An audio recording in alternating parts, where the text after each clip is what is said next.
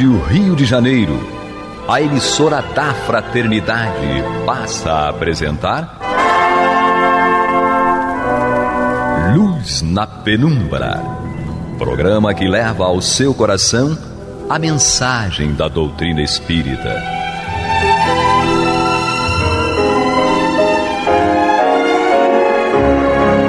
E com vocês, Henrique Parente, para o estudo de obras póstumas.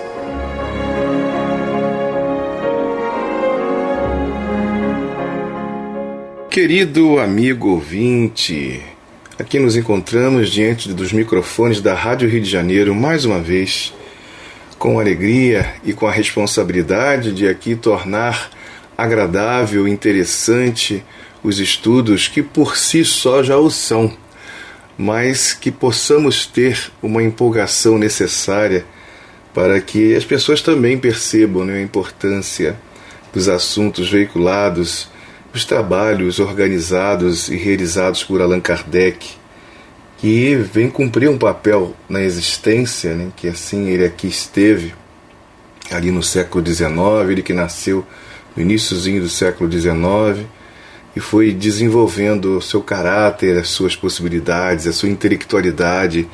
E desde muito cedo ele foi dominando o assunto que lhe trouxe, lhe proporcionou a grande virada para ele na vida, que é a educação, a pedagogia.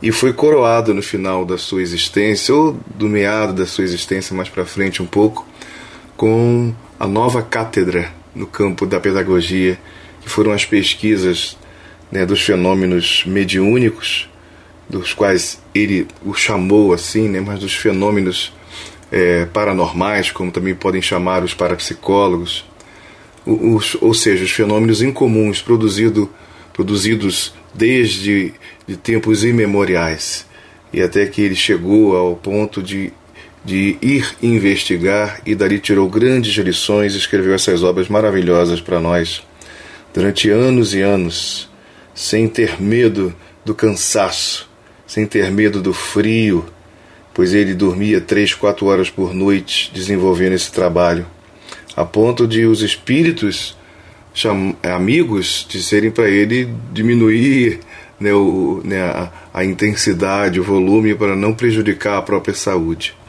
dado o interesse dele nesses assuntos.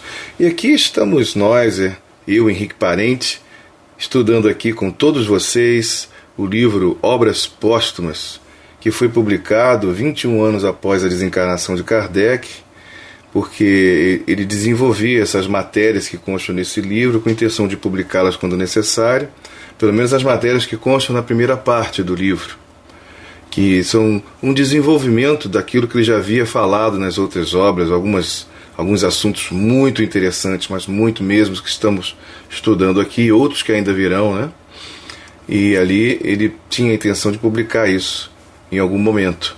Agora, a segunda parte foi na intenção da esposa dele, a Doce Gabi, com o Sr. Lemarie, em publicar uma relação muito próxima com o mundo espiritual, aquelas comunicações que Kardec ele guardaria ou engavetaria, como a gente costuma dizer, mas no sentido de guardar, porque envolvia uma relação muito próxima e um olhar dos espíritos superiores em relação à pessoa dele, e que ele, por pura humildade, mas muita inteligência também, resolveu guardar isso apenas para ele.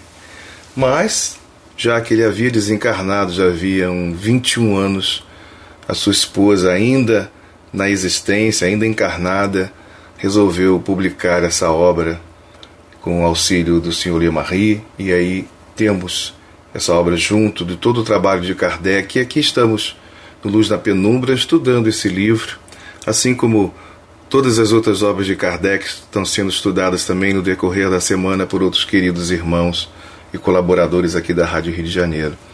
E nós, dando continuidade ao estudo da semana passada, nós estamos falando a respeito da obsessão e da possessão por conta, né, da influência espiritual na nossa existência, mais especificamente falando, né?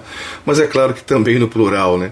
Nas nossas existências, no sentido das vidas pregressas e daquelas que ainda virão, pois nós nos influenciamos uns aos outros. Mas aqui no caso, de forma mais específica, vemos aqui a possessão, no caso, né, de um espírito desencarnado com ou mais intenções, mas também de espíritos desencarnados com boas intenções. É uma relação profunda no quadro mediúnico, em que o espírito é como se ele falasse mesmo por si próprio, se o corpo lhe fosse emprestado de tal maneira que o médium ele traduz com perfeição a vontade do espírito desencarnado. Já diferente no caso da obsessão, né, no campo da fascinação, no campo da subjugação, ou mesmo da possessão no quadro negativo, né? E nós estávamos falando a respeito da questão da subjugação, em que Kardec propõe que é preciso desenvolver um estado superior, aprimorar a moral para que os espíritos inferiores não tenham nenhuma ascendência sobre o médium, para que ele possa, à medida que ele se aproxima da natureza dos bons espíritos, ele vá diminuindo e neutralizando completamente a influência dos espíritos inferiores.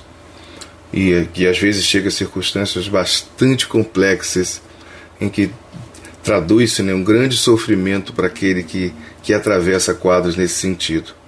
E quantos de nós, pelo menos em termos gerais, passamos por uma influência espiritual negativa? Quantos pensamentos surgem em nossa mente?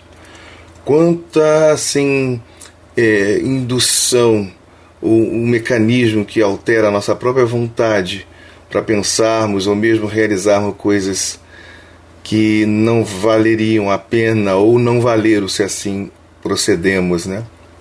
E muitas vezes isso vem do plano espiritual, vem dessa influência que a gente ignora. E uma das coisas importantes a fazer em relação ao conhecimento doutrinário, quando a gente pesquisa o fenômeno, e aí não é combater religião nenhuma que existe, que pensa de forma contrária, mas divulgando essa questão, para que a pessoa livremente possa refletir a respeito, é algo muito importante.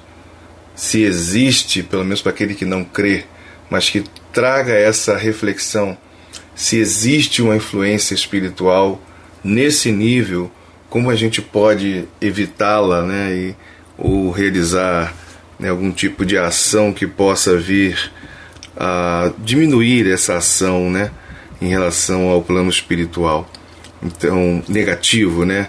Então o que podemos fazer nesse sentido? E o item que estamos estudando, né, não terminamos ele, é o item 58. E vamos dar continuidade aqui, querido amigo ouvinte. A ação magnética em casos dessa natureza, no caso aí da obsessão, no sentido da subjugação, né, tem por fim mudar o fluido do obsedado por outro melhor e separar o do mau espírito. O magnetizador deve ter o duplo fim de opor força moral e produzir no paciente uma espécie de reação química, servindo-nos de uma comparação material, expelindo por meio de um fluido outro fluido. Assim, não somente ele consegue um deslocamento salutar, como ainda pode dar força aos órgãos enfraquecidos por uma longa e muitas vezes vigorosa compressão. Interessante, né? Essas comparações que Kardec traça, usando, né, aquilo que a gente conhece, né, partindo do que conhecemos para entender aquilo que não conhecemos, ou melhor falando, desconhecemos, né? Então Kardec usa esses termos de comparação muito bacanas. Então, usando aí a ideia do elemento químico, quando você utiliza um, que ele vai expulsar o outro que ali está presente. Então é preciso que esse elemento tenha um poder diferente, ou seja, até mais poderoso para que isso possa acontecer. E é mais ou menos o que ele está explicando aqui para a gente. E trazendo com isso benefícios, né? Como ele diz aqui. Assim, não somente ele consegue um deslocamento salutar, como ainda pode dar força aos órgãos enfraquecidos por uma longa e muitas vezes vigorosa compressão. Ou seja, aquilo que está ali há tempos, né, comprimindo, tornando difícil, tornando sofrido a situação. E essa situação, essa injeção, né, de ânimo, digamos assim, ela vai ajudar para que a pessoa possa refazer-se, o corpo dessa pessoa possa refazer-se de uma longa e penosa situação, né? Compreende-se, aliás, continua Kardec, que o poder da ação fluídica está na razão não só da energia da vontade, como principalmente da qualidade. Depende da instrução e das qualidades morais do magnetizador. Daí se conclui que um magnetizador comum, agindo maquinalmente, pura e simplesmente para magnetizar, pouco ou nenhum efeito produz. É indispensável, diz Kardec, que um magnetizador espírita que haja com conhecimento de causa e com intenção, não de produzir o sonambulismo ou a cura orgânica, mas de obter os efeitos que acabamos de descrever. Quando tem um auxílio magnético para que possa ser substituída, né, um fluido malsão por um outro que está em melhores condições, né? Então é preciso observar que há uma alteração não só na característica, mas na qualidade daquilo que está sendo emitido. Então é importante a gente observar isso aí para poder entender como é que acontecem as melhoras ou muitas vezes as pioras de uma pessoa, né? Um quadro de uma influência ou de um campo de energia, né? Como também falamos, utilizando aqui na atualidade, dessa energia que meio que compõe ele durante um tempo o nosso ser, ou na verdade nos acompanha, né? E quando isso perde a sua vitalidade é substituído por outro. É muito interessante isso aí. É além disso, continuando Kardec, evidente que uma ação magnética dirigida nesse sentido só pode trazer vantagens no caso de uma obsessão ordinária. Porque então, se o magnetizador é auxiliado pela vontade do obsedado, o espírito conta 2 em vez de um só adversário. É preciso notar que muitas vezes se atribuem aos espíritos maléficos de que não são causa uns estados mórbidos e outras aberrações que se atribuem a movimentos ocultos são devidos simplesmente ao espírito do próprio indivíduo. Olha que dado interessante. As contrariedades que se concentram, os pesares causados por amor, principalmente, dão ensejo a atos excêntricos e seria erro levá-los à conta de obsessões.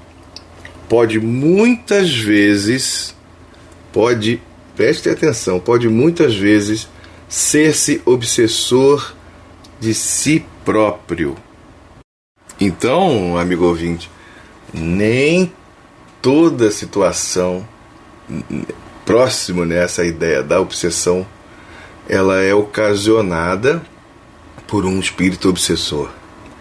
Muitas vezes a própria pessoa é ela que está obsidiando a si própria e acreditando que é um espírito desencarnado. Porque a gente produz fenômenos semelhantes a esta ação, esse tipo de ação, ou seja, da influenciação exterior. Mas não existe nenhum espírito que está fazendo isso, a não ser o próprio espírito. E muitas vezes ele é o agente do sofrimento, do próprio sofrimento. Isso é um dado muito interessante, e a gente vai percebendo, né, que cada coisa é colocada em seu devido lugar. Como que a gente vai ver ainda, né, posteriormente, nos textos que vão seguindo, né? Então é muito interessante esse tipo de apreciação, para que a gente perceba que não existe só reações adversas, né, que trazem sofrimento e dor na vida de alguém, mas tendo como o agente principal um espírito desencarnado. Nem sempre isso acontece. Às vezes a própria pessoa, ela é a causa dessa situação. Então isso me faz lembrar um texto de um livro do Chico Xavier, acho que Jesus no Lar, pelo espírito Néio Lúcio, um daqueles contos que existe ali, intitulado A Coroa e as Asas.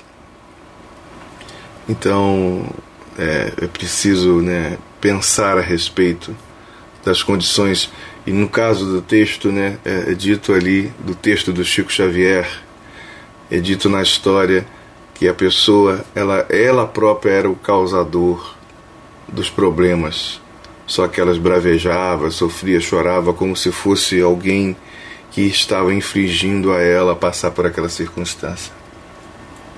E aí a coisa muda de figura, né? Então é um viés, ou seja, um caminho que Kardec traça aqui para as nossas reflexões. Mas vamos um pouquinho mais. Então, continuando aqui Kardec, acrescentamos finalmente que certas obsessões costumazes, sobretudo de pessoas de merecimento, fazem parte, algumas vezes, das provas em que se acham na vida. Opa! Mais um dado aqui curioso que o codificador traz para nós, querido amigo ouvinte. Além daqueles que já passamos, ele traz essa informação aqui também preciosa, em que muitas das vezes passamos por situações vinculadas a um quadro obsessivo como uma prova, como uma circunstância em que a gente passa a ter a necessidade e também a oportunidade de atravessar.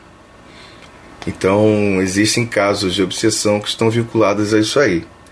Então, uma forma da gente, né, reparar muitas vezes no que está ocorrendo dentro de nós, e também reparar no sentido de corrigir os erros cometidos no passado que geraram na atualidade, ou irão gerar na vida de muitos, uma mudança significativa da qualidade. É importante a gente entender que torna-se, nesse caso, uma prova, né, para que ele possa observar, sentir na própria pele e, a partir daí, modificar a sua conduta, o seu pensamento, no sentido da retificação do pensamento e tudo que virá diante desse quadro, né, tão significativo. Continuando um pouquinho mais aqui, nos diz o codificador: às vezes acontece que a obsessão, quando simples, é uma pena imposta ao obsedado, que deve trabalhar pelo melhoramento do obsessor, como um pai pelo do filho vicioso. Olha que coisa ainda interessante essa. Muitas vezes é permitido por Deus a proximidade por conta de uma importância singular, que é o auxílio ao obsessor, para que ele possa, no contato e na circunstância, que no caso dele se aproxima do médium ou de uma pessoa, né, um encarnado, para influenciar negativamente. Deus permite isso, mas o contato dele com o médium ali, com o encarnado, ajuda a modificá-lo. Existem muitas histórias nesse sentido. Eu lembro de uma história contada a respeito do Chico Xavier, que ele passou por uma situação semelhante, em que existia um espírito que o obsediava bastante, perseguia-o por conta do passado, né? Nós não somos anjos nem santos, principalmente quando pensamos no passado. Quanto mais para trás, mais complicado é a nossa situação em termos de experiência, principalmente nas experiências que envolvem a relação um com o outro. E nesse caso aqui, o Chico Xavier é um exemplo disso aí. Uma história contada por ele também, onde ele teve durante alguns anos um espírito que o obsidiava. Mas, e é aí que vem a grande beleza disso tudo, esse espírito foi observando que aquele homem que no passado foi mau e o prejudicou, ele estava diferente. Ele custou se convencer, mas se convenceu. E entendendo que o Chico Xavier havia se modificado de verdade, e acabou, por conta disso aí, adquirindo uma ascendência moral sobre o espírito obsessor. Só que esse obsessor, ele passou a ser um protetor. Querido amigo ouvinte, é verdade isso que eu estou dizendo para vocês, na história da vida do Chico Xavier. Então, olha que coisa linda, né? Que coisa linda. Aí a gente vê a lei de Deus acontecendo. Não é a lei no sentido técnico da obediência, né, que a gente tem que ter. Claro, isso existe de fato, mas eu digo a lei de Deus no sentido da transformação, da mudança de caráter, da mudança de valores, da mudança de sentimentos. E aí, esse espírito que antes era um obsessor do Francisco Cândido Xavier passa a tornar-se um espírito protetor. Que coisa, né?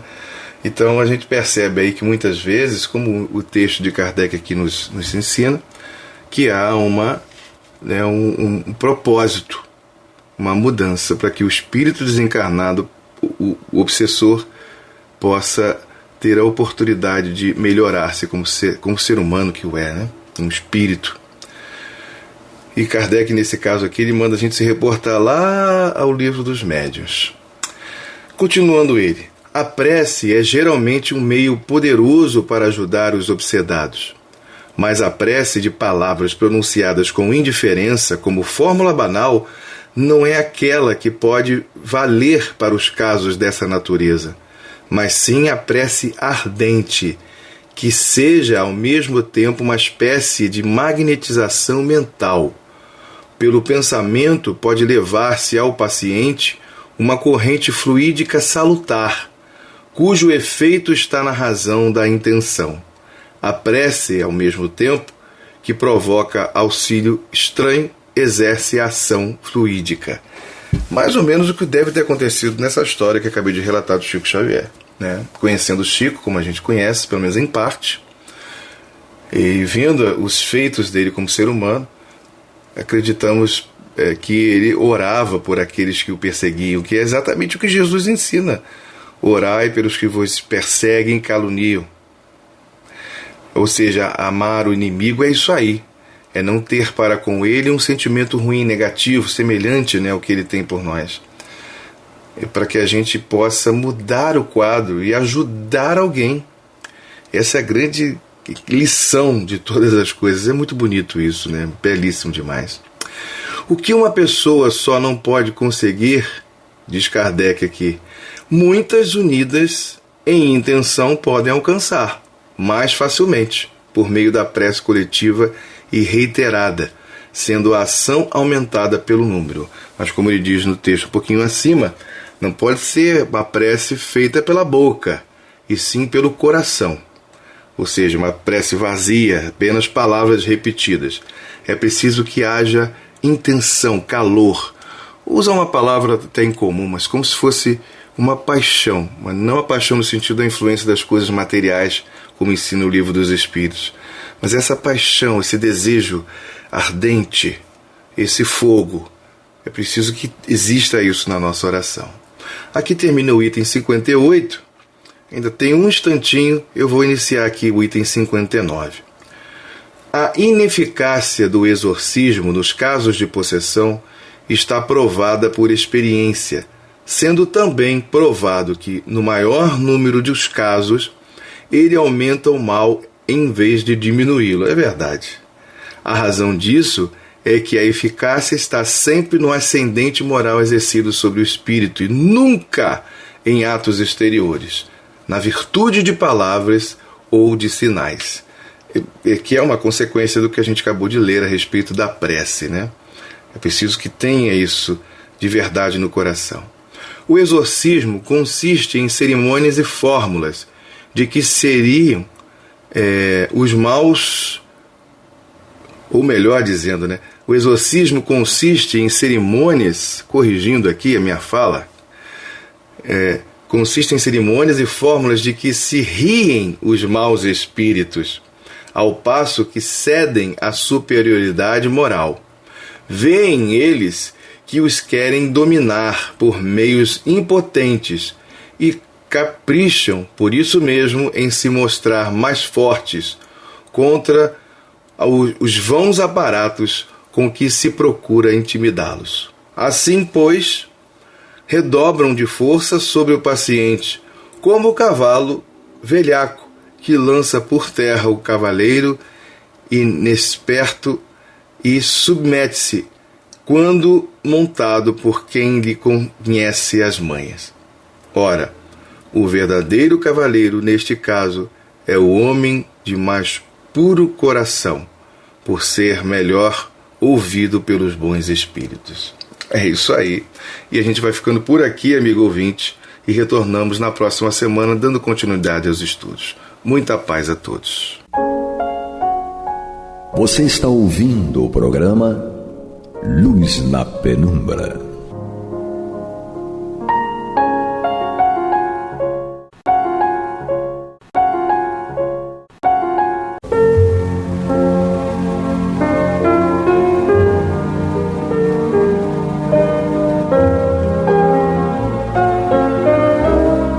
A Rádio Rio de Janeiro está levando ao seu lar e ao seu coração a mensagem consoladora da doutrina espírita, através do programa Luz na Penumbra.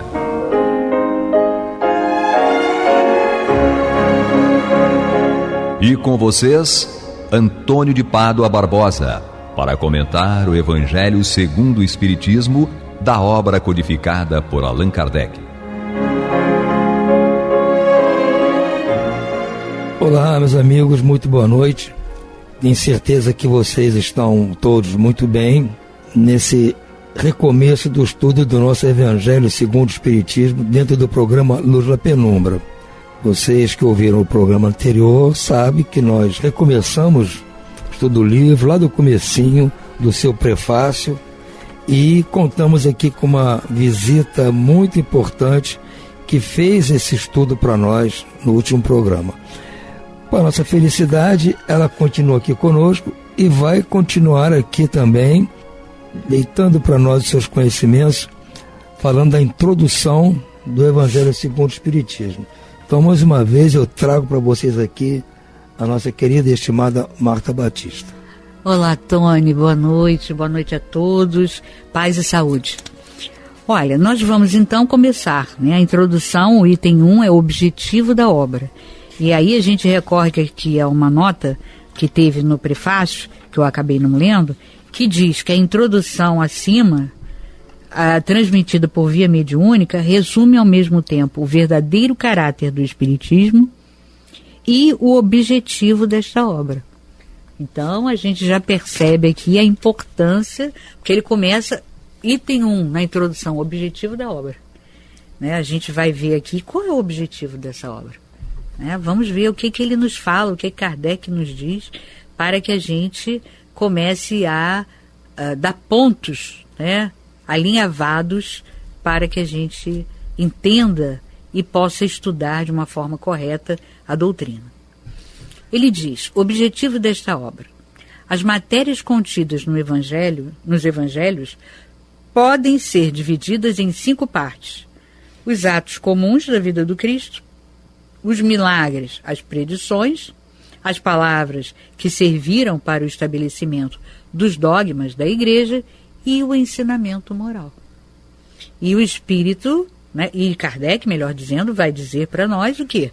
Que eles vão se ater ao ensinamento moral. Por quê? Os demais itens, eles são passíveis de polêmica, de discussão, de dúvidas, de questionamentos, de acordo com a doutrina que você esteja professando.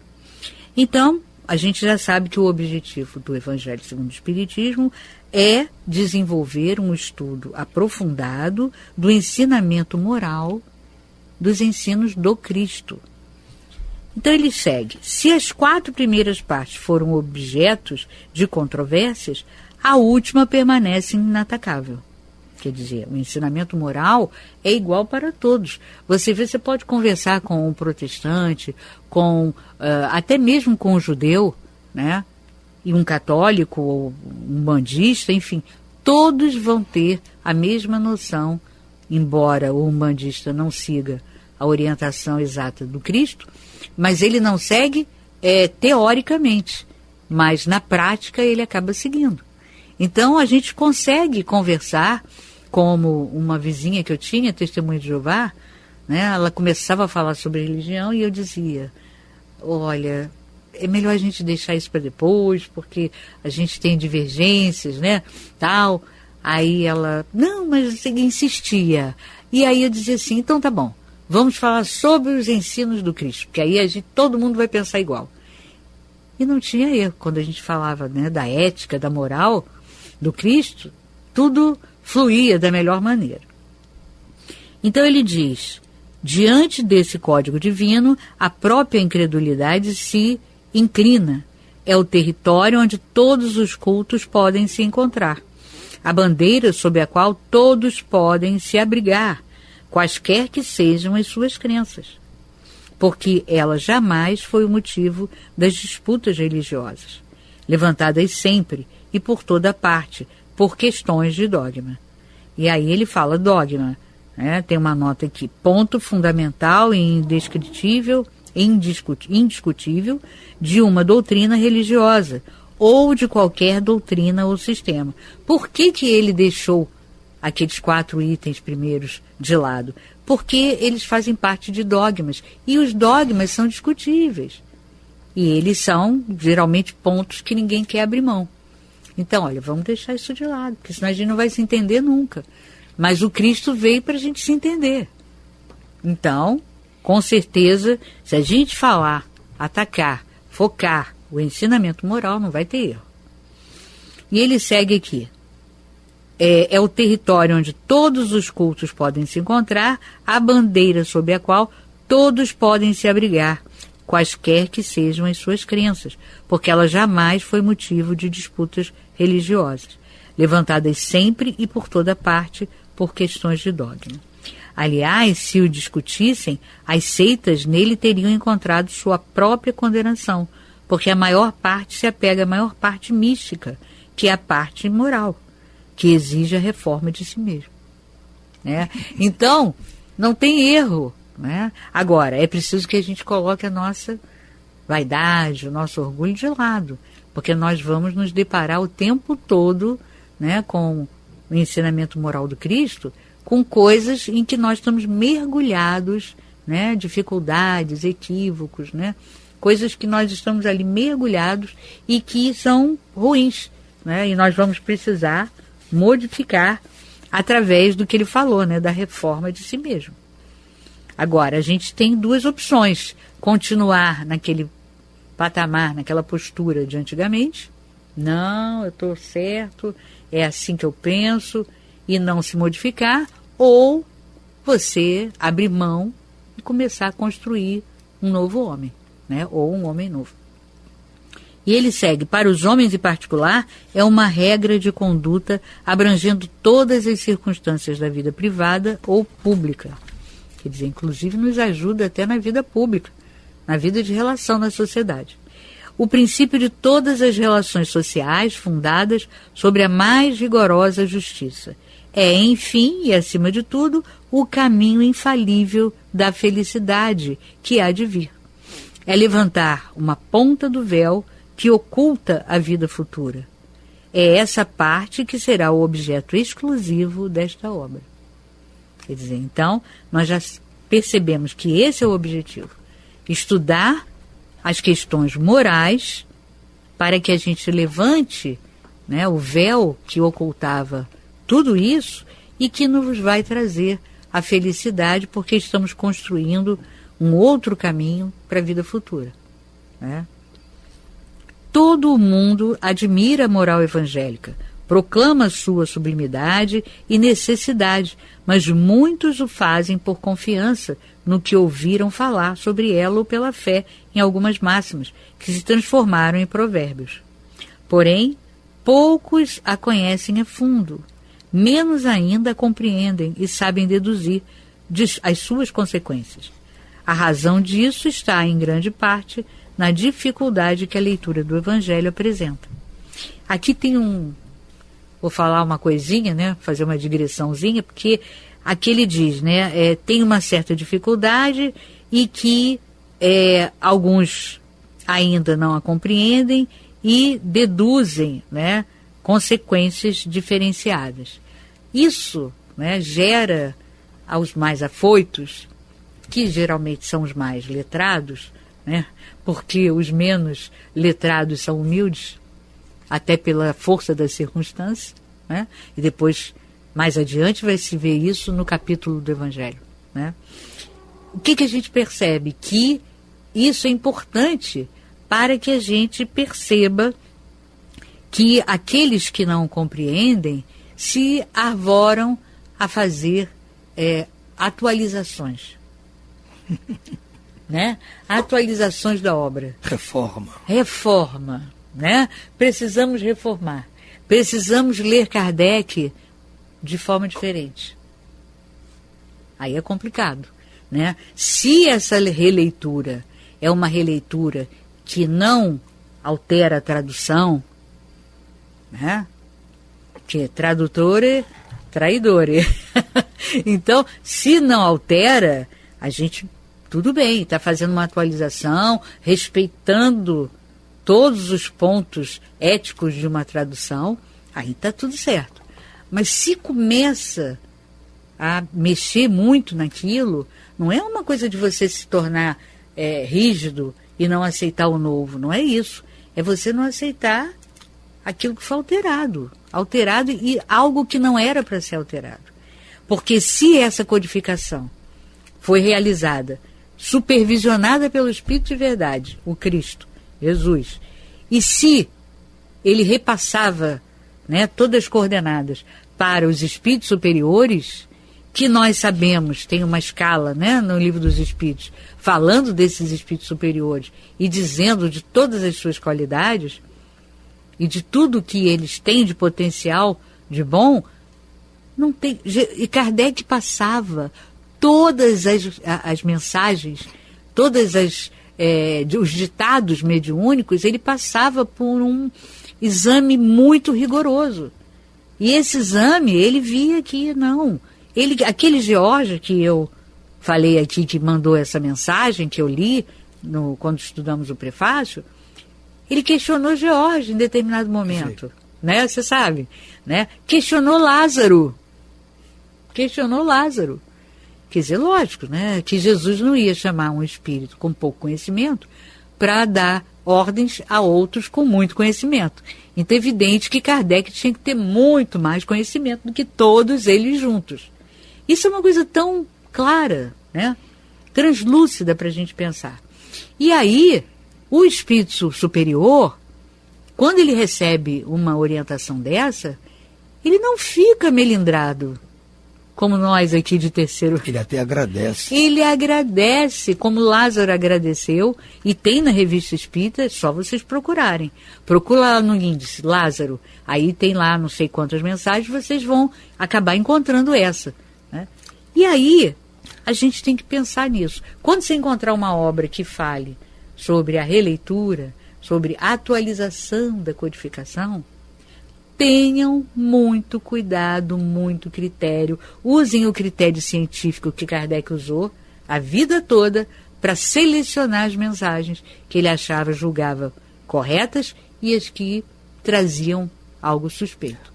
Ô Marta, quando eu ouço as pessoas falarem isso, né, que precisa fazer uma releitura das obras de Allan Kardec, que Kardec tinha esse defeito, aquele defeito, que ele era isso aqui, que ele era... Eu falo assim, veja bem, mas então o erro não está em Kardec. Está em quem escolheu. Exatamente. Está o erro em quem escolheu, Kardec, que ele podia ter escolhido qualquer espírito que está aqui no planeta. Isso. Ué, se o Kardec foi escolhido por ele e é o melhor, nós estamos mal. Porque se ele mandou um espírito cheio de problemas, cheio de preconceitos e tudo, tem algo errado. Então o equivocado é Jesus? Exatamente, se ele que escolheu os espíritos puros, os espíritos superiores, como diz aqui, essas estrelas cadentes que vieram nos iluminar, estão errados. É isso que eu não entendo. Por que vai querer mudar algo que está seguindo o que Jesus coordenou e falou? E tudo bem, cara. É porque sabe o que acontece? É muito mais fácil você seguir dogma do que fazer a sua modificação moral. É muito mais fácil você propor uma reforma na obra do que propor a reforma íntima. Em você. E sobretudo se você é intelectualizado. Exatamente. Aí é mais complicado. Por isso é que ele vai estar aqui no Evangelho dizendo, porque Jesus diz que essas verdades são trazidas aos pobres e os simples, do que os outros não têm condição de compreender. Não aceitam. O orgulho não deixa compreender. E vamos falar, o orgulho está em todo mundo, não só nos outros, não. Está no nosso meio também, e em nós também, todos nós somos orgulhosos. Com certeza. Então eu sempre digo, o meu primeiro defeito que eu não consigo ainda derrubar é o orgulho e a vaidade. Esse deve ser os últimos defeitos que eu vou perder. Porque é complicado largar isso, porque é gostoso ser orgulhoso, ser vaidoso. Então é difícil largar. As outras coisas mais fáceis de largar, eu largo, agora essa aí vai ser difícil. Então, infelizmente, certas pessoas dão mais, assim, louvor a essa parte sua, que precisa ser melhorada, do que na obra em si. É verdade. Então, que ele faça, ou ela faça, né? Aquele que se arvora a atualizar, digamos assim, atualizar entre aspas, né? Se arvora a isso, se faz uma mudança de sinônimo, essa palavra aqui está muito rebuscada, vou arrumar um sinônimo mais simples, tudo bem, desde que não mude o sentido. Né? Então, é isso que a gente tem que estar atento, né? E segue aqui. Os preceitos da moral, disseminados aqui e ali, misturados a grande quantidade de outras narrativas, passam despercebidos. Torna-se, então, impossível compreendê-los no todo e deles fazer o objeto de uma leitura e de uma meditação distintas. Então, fica aí para a gente meditar sobre isso. É verdade que foram feitos tratados de moral evangélica, mas a apresentação em estilo literário moderno retirou a singeleza primitiva que lhe dava, ao mesmo tempo, o encanto e a autenticidade. Ocorreu o mesmo com sentenças isoladas, reduzidas à sua mais simples expressão proverbial, são apenas preceitos que perdem uma parte do seu valor e do seu interesse, pela ausência de detalhes e das circunstâncias em que foram emitidos. Isso é direto. Está sendo direto aí para os pretensos reformistas. Isso, né? Pretensos reformistas. Inclusive a gente vê, né, quando você vai a seguir, né, ver fatos históricos, né, que ele coloca ali para a gente a importância de saber o sentido de determinados nomes que nós considerávamos, né, na história com um sentido determinado, ele mostra que a gente tem que usar o sentido que ele passa aqui justamente para a gente poder contextualizar. Então, mudar certos termos não é uma coisa tão simples assim. Porque você pode estar mudando todo um contexto que vai ser a conjuntura da época, né? A época do Cristo, a época que aquela população vivia, né? E ele segue. Para evitar esses inconvenientes, reunimos nessa obra os artigos que podem constituir, propriamente falando, um código de moral universal, sem distinção de culto. Nas citações, conservamos tudo o que era útil ao desenvolvimento da ideia, retirando apenas as partes estranhas ao assunto. Agora vê, né, um espírito com essa grandeza, intelecto moral, olha o cuidado dele, né? Atento para não ferir nada, não ferir as orientações do Cristo. Além disso, respeitamos escrupulosamente a tradução original de Saci. Saci, como ficou conhecido, o escritor e teólogo Louis-Isaac Lemaitre, autor de uma célebre tradução francesa da Bíblia, que suscitou violentas polêmicas, nasceu em Paris, 1613, e desencarnou em Pomponne, 1684. Nota do tradutor. Então, ele diz que respeitou a tradução original, né, do Saci. Assim como a divisão por versículos. Porém, em lugar de nos prendermos a uma ordem cronológica, é impossível e sem vantagem real, em semelhante assunto, as máximas foram agrupadas e classificadas metodicamente segundo sua natureza, de maneira que elas se deduzissem tanto quanto possível uma das outras. A relação dos números de ordem, dos capítulos e dos versículos, permite recorrer à classificação comum, caso seja necessário. Quer dizer, então, a gente já vai começar a estudar o Evangelho atento a ordem que Kardec coloca em cada capítulo. Então a gente pode observar que cada capítulo é composto de citações bíblicas. Depois dessas citações, que não são todas reunidas como na Bíblia, né? Elas são reunidas por questão de conjuntura de assunto e de realidade da coletividade, e depois vem uma explicação de Kardec e, por fim, a nota dos espíritos, né? As instruções dos espíritos. Então, todos os capítulos são assim, com exceção do... Também segue um pouco essa regra no último capítulo, né, das preces, também tem isso, né? Também tem uma finalização com notas, né, dos espíritos. Então a gente vê, mas isso é um critério que ele usou. Não é um critério qualquer. Tem algo de importância nisso. Esse seria simplesmente um trabalho material que sozinho teria apenas uma utilidade secundária. O essencial era colocá-lo à disposição de todos, pela explicação das passagens obscuras e o desenvolvimento de todas as consequências com vistas à sua aplicação às diferentes situações da vida. Isto é o que tentamos fazer com a ajuda dos bons espíritos que nos assistem. Então a gente pode até sintetizar, aqui na entrada do Evangelho, né, tem essa colocação, que o Evangelho segundo o Espiritismo, né, é a explicação das máximas morais do Cristo, sua concordância com o Espiritismo e sua aplicação nas diversas situações da vida. Quer dizer, ele nos capacita a ter esse entendimento, né, um entendimento ético em todas as aplicações da vida, na sociedade.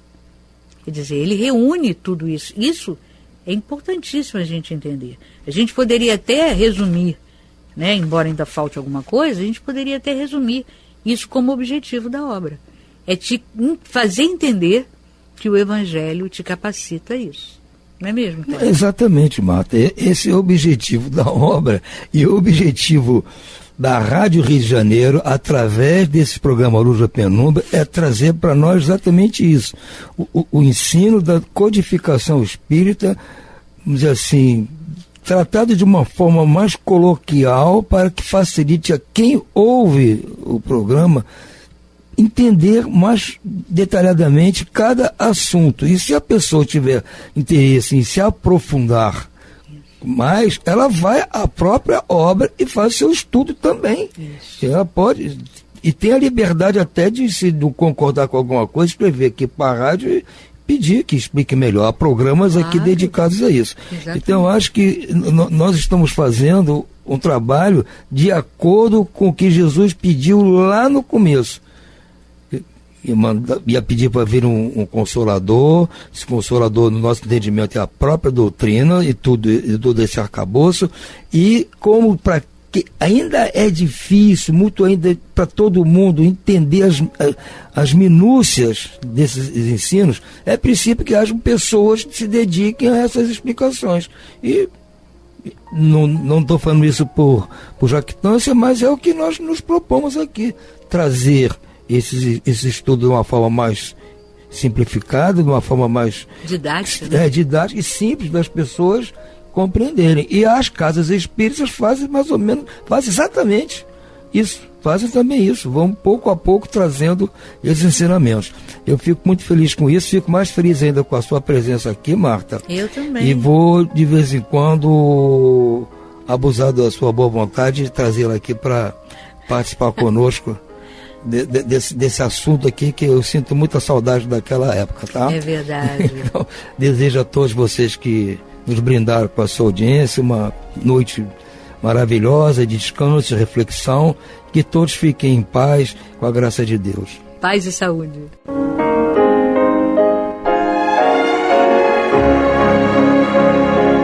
E vamos ouvir agora a prece de encerramento de nosso programa, na voz de Geraldo de Aquino. Jesus, dá-nos coragem para a luta, piedade para os insultos e misericórdia para as injustiças e ingratidões. Limpa nossa alma de inveja e ambições mesquinhas, de ódio e de vingança o nosso caminho. E que dentro em pouco, ao recolher-nos de novo ao calor do nosso leito, para que o sono nos dê a paz e o esquecimento das tristezas humanas, possamos sentir, Senhor, no mais íntimo de nosso ser, a doçura indefinível do Teu amor e a grandeza incomparável da Tua divina presença. Que assim seja.